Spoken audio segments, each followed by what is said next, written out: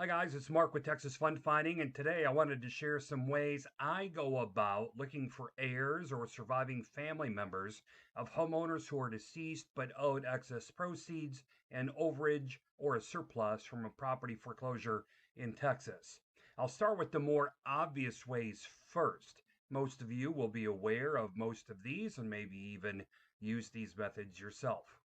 The first one is Google obituary search. Here, you're simply entering in the homeowner's name, and we'll use Mike Smith as an example.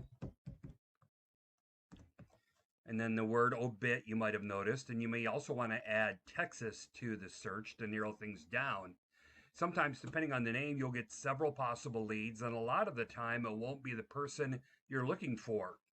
Here, it helps to know the homeowner's middle name or initial, or better yet, their date of birth to weed out your results. Also, obviously, if the homeowners have a distinctive name, your chances of success are better than if you're looking for a Mike Smith or Juan Garcia, but you really have no control over that. Another method, and this only applies to a property tax foreclosure, look up the case online for other defendants. Often, other defendants are relatives of the deceased homeowner or are a co owner that inherited a share in the property that is foreclosed on. To search this way, you'll need the tax suit case or cause number. Search either the county's civil records or go to the link below www.research.txcourts.gov/court records search, and you'll see the rest of the link there to see who else, if anyone, was named in the tax suit. If you see the phrase et al, by the way, in the styling, that just means there's more than one defendant. It could be a lien holder, but it could also be a spouse or family member of the deceased owner. You may not only find other heirs or family members, but recent addresses for them as well, if you know how to access the various case documents. So there's two, and I'll share a couple more momentarily. But first, if you could, please like and subscribe.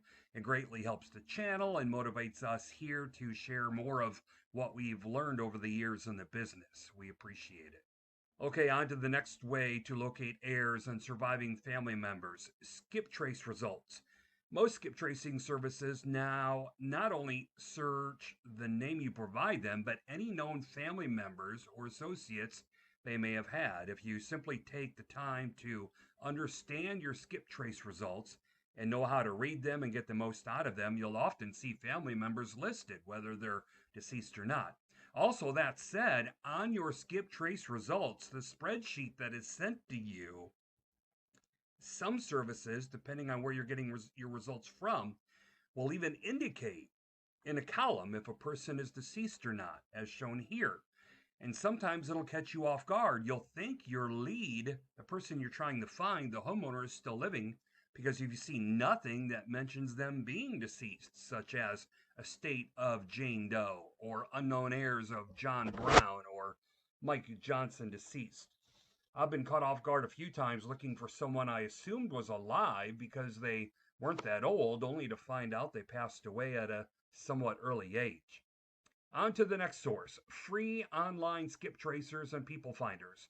For example, I sometimes use whitepages.com, and they'll often list possible relatives of who you're trying to locate. But that said, I take their info with a grain of salt, especially since the info is basically free. But I may jot names down, especially if they share the same last name as the homeowner, and that name is rather rare. And then I'll look for a way to confirm a relationship elsewhere. Or if you're feeling lucky, call them and ask them. Sometimes it's worth a shot. One final method to finding heirs: contacting the neighbors. Start with the next door neighbors and then look for those who have lived nearby the foreclosed home the longest. Again, this is a hit and miss, but sometimes you get lucky. I hope these methods help. None are successful 100% of the time, but at least now you have several tools to use to find heirs and surviving family members. If you thought those were all my methods, you would be wrong. I've come up with a few more, and not only do I think there's a few in there you haven't thought of, these other methods provide even higher success rates. I'll post the link to that video up above. Also, we have a free Facebook group on recovering foreclosure overages, surplus, and tax sale excess proceeds in Texas. You'll see the link below if you'd like to join. Thanks for watching. Be sure to like and subscribe if you haven't already, and we'll see you in the next video.